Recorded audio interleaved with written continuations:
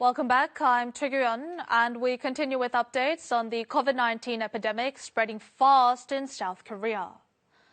More countries around the world are imposing entry restrictions on South Koreans. A growing number of Koreans are being rejected entry in certain countries or being quarantined. Koreans who are kept in isolation in Danang, Vietnam for 2 days because they came from Daegu City returned home early Wednesday. And meanwhile, Seoul's foreign ministry has asked foreign diplomats stationed in the country for restraint in imposing excessive entry restrictions.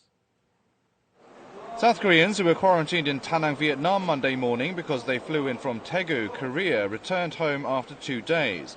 The 20 individuals had been isolated at a local hospital upon arriving in the country. 18 of them, excluding the other 2 who live in Vietnam, came back home early Wednesday. A family of 4 from Daegu who arrived in Vietnam Sunday and 2 more Koreans from Daegu who landed in Danang Tuesday also returned to Korea on the same flight.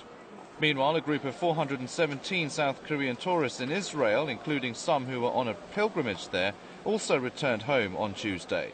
They were stranded there following Israel's abrupt entry ban on Koreans. 세들렘 같은 데는 호텔에 들여보내지 않아서 버스에서 잔 사람도 있고 굉장히 힘들게 지내다가. More countries and regions around the world are restricting the entry of South Koreans. From Tuesday, Hong Kong placed an entry ban on all foreigners coming from Korea. Taiwan also introduced a mandatory 14-day quarantine period.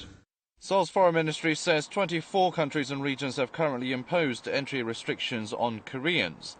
12 nations, including Kuwait and Mauritius, are enforcing a complete entry ban, while 12 others such as the UK, Macau, Singapore and Thailand have stepped up quarantines and screenings. With such moves spreading globally, the ministry has summoned foreign diplomatic delegations of 103 nations in South Korea and urged restraint in such measures, assuring them that Seoul is exerting strong preemptive efforts to contain the coronavirus. However, similar moves are expected to continue as Mongolia and New Zealand are also suspending flights to and from Korea.